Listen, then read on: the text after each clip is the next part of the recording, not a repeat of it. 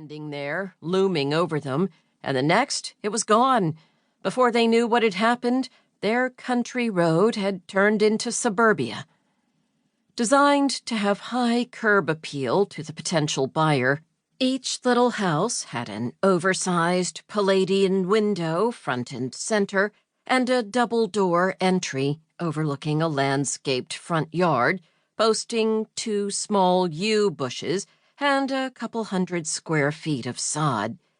It had been a particularly dry summer, but now, in August, the sod was still the same bright emerald green it had been in April when it was installed, thanks to the sprinklers the new neighbors ran day and night. The sprinklers clicked and sputtered, lawnmowers roared, barbecue smoke filled the evening air. It was enough to make you miss the Pratts, thought Lucy, starting the car.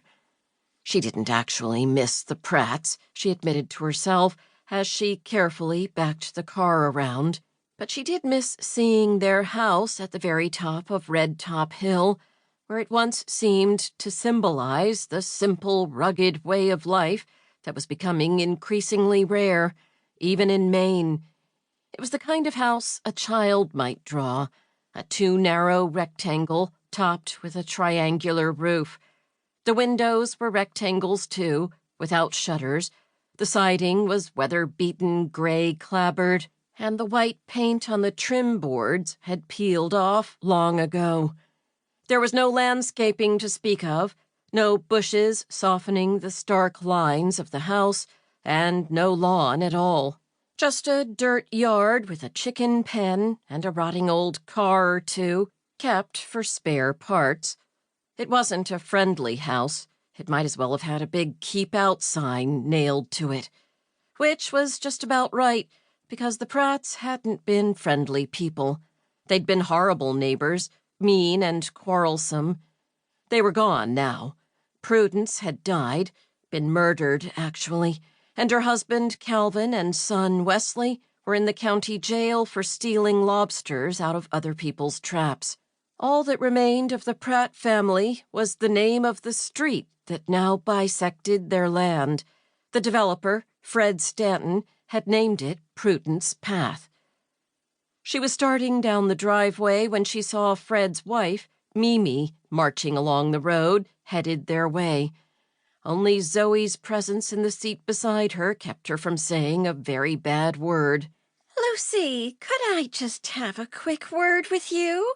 asked Mimi, bending to look into the car window. She was talking in that false, bright tone a lot of women use when they're broaching an uncomfortable topic. "Sure, Mimi, what's up?" "Well, Lucy, it's really the same old thing," sighed Mimi, adding a fleeting, tight little smile. "I'm afraid those bushes of yours are really a safety hazard. They block the sight lines on Prudence Path, you know. Why, just yesterday I was almost hit by a speeding truck when I was pulling out on my way to work."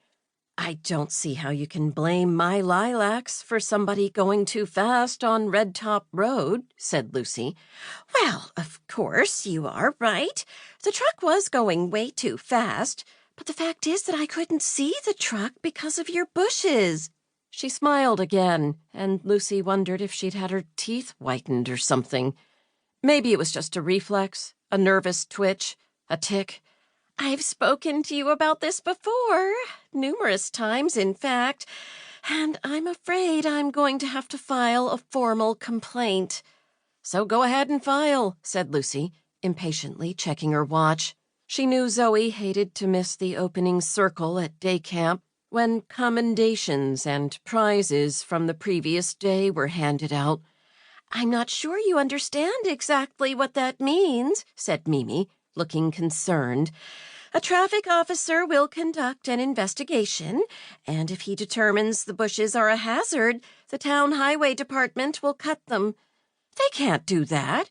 The town can't touch my bushes, and they're not just bushes anyway. They're lilacs, and they're absolutely gorgeous in the spring." "I'm afraid they can, Lucy, even if they are lilacs." Mimi was positively grimacing, attempting to illustrate how terribly painful this was for